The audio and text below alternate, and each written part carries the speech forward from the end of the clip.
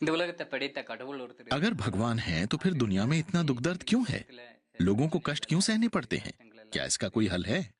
ये सवाल मेरे दिमाग में हमेशा घूमता रहता था। இப்படிங்கிறதெல்லாம் பத்தி தெரியணுங்கிற ஒரு ஆசை என்னோட மனசுக்குள்ள எழுந்தது। चंद्रन तमिलनाडु की नीलगिरी पहाड़ियों में रहने वाली बाडुगा जनजाति से ताल्लुक रखते हैं।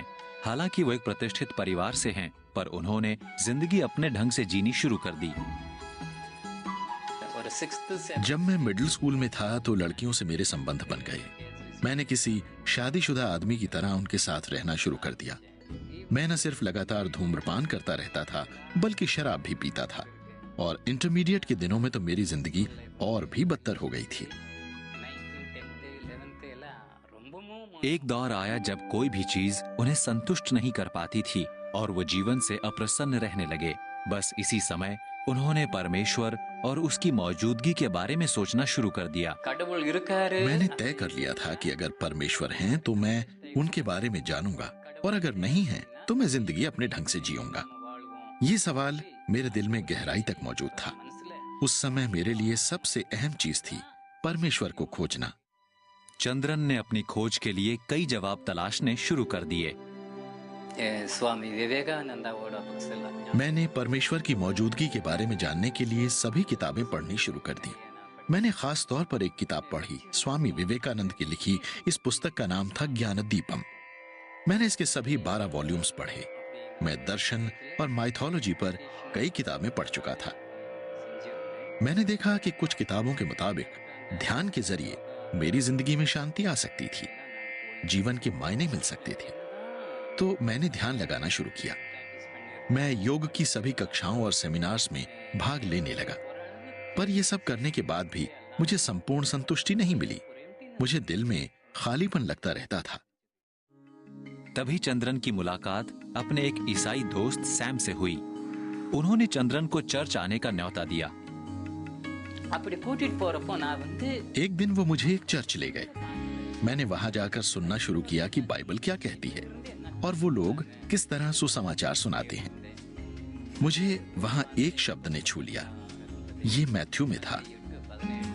उन्होंने हमारी सभी बीमारियों को अपने ऊपर लेकर हमें चंगा कर दिया। जब मैंने बाइबल के इस छंद को सुना तो मुझे अपनी सारी समस्याओं का हल नजर आ गया। इसके बाद मैंने बाइबल को और ज्यादा ध्यान से पढ़ना शुरू किया। उनके मित्र सैम ने उन्हें एक न्यू टेस्टामेंट बाइबल दी। புதுசா பைபிள் எனக்கு கிடைச்சதுனால मुझे बाइबल में बहुत दिलचस्पी थी। मैं अगर इसे शाम को पढ़ना शुरू करता था तो रात 11 बजे तक पढ़ता रहता था। புத்தகத்தை நான் படிக்கிறப்போ ஆண்டவர் என்னோடு நேருக்கு நேர் मैं सुबह भी कुछ ध्यान लगाता था और फिर बाइबल पढ़ने लगता था। खासकर जब मैंने बुक ऑफ रोमन्स पढ़नी शुरू की तो मुझे लगा कि परमेश्वर सीधे मुझसे बात कर रहे हैं। मैं महसूस कर सकता हूँ कि हमारे पापी होने के बावजूद परमेश्वर हमसे कितना प्रेम करते हैं। मुझे लगा कि मुझे अपने सारे सवालों के जवाब मिल गए हैं। தெரிஞ்சது। चंद्रन बाइबल पढ़ते जा रहे थे कि एक दिन एक छंद को पढ़कर सोच में पड़ गए। इस छंद के मुताबिक वो पापी थे। फिर यीशु ने एक सपने में इस बात की पुष्टि भी कर दी। வாழ்க்கையில நடந்த ஒவ்வொரு சம்பவம் एक रात सपने में यीशु ने मुझे मेरे वो तमाम पाप दिखा दिए जो मैंने बचपन से ही किए थे। मेरे सामने जैसे 70 मिलीमीटर की फिल्म चल रही थी।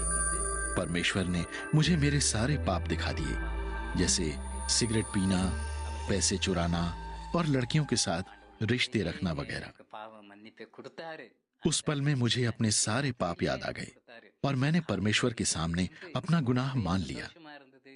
मुझे लगा कि परमेश्वर ने मेरे सारे पाप माफ कर दिए हैं। சமாதானம் मैंने उन्हें व्यक्तिगत संरक्षक मान लिया। बस तभी से मेरे सभी भ्रम जाते रहे। एक नई आशा और आनंद के साथ चंद्रन ने वो जीवन जीना शुरू किया जो यीशु के साथ उनके रिश्ते के इर्द गिर्द ही घूमता था। நான் ஒரு பிரதான मुझे लगा कि अगर यीशु मेरे पाप माफ कर सकते हैं तो यकीनन किसी और पाप को भी माफ कर सकते हैं।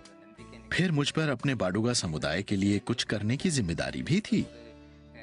अब चंद्रन अपने बाडुगा समुदाय में बाइबल अनुवादक का काम करते हैं। वो अंग्रेजी बाइबल का बाडुगा भाषा में अनुवाद करते हैं। चंद्रन ने अनुराधा से शादी कर ली और अब उनकी 2 बेटियां लीडिया और अंतरा हैं। साथ साथ वो एक ऐसा जीवन जीने की कोशिश कर रहे हैं जो यीशु को प्रिय हो। मुझे लगता है कि जो लोग सच्चे परमेश्वर को खोज रहे हैं, मेरा जीवन उन बहुत से लोगों के लिए एक अच्छी मिसाल होगी। अगर वो बाइबल पढ़ना शुरू करें तो वो सच्चे परमेश्वर से सीधे संवाद कर सकते हैं। वो तो अपने भविष्य की योजना बनाकर ये भी जान सकते हैं कि परमेश्वर ने उनके लिए क्या सहेज रखा है। सभी को यीशु और उनकी वाणी के बारे में जानना चाहिए। अगर आप यीशु की शरण में आए तो वो आपको क्षमा करके आपको एक नया जीवन देंगे।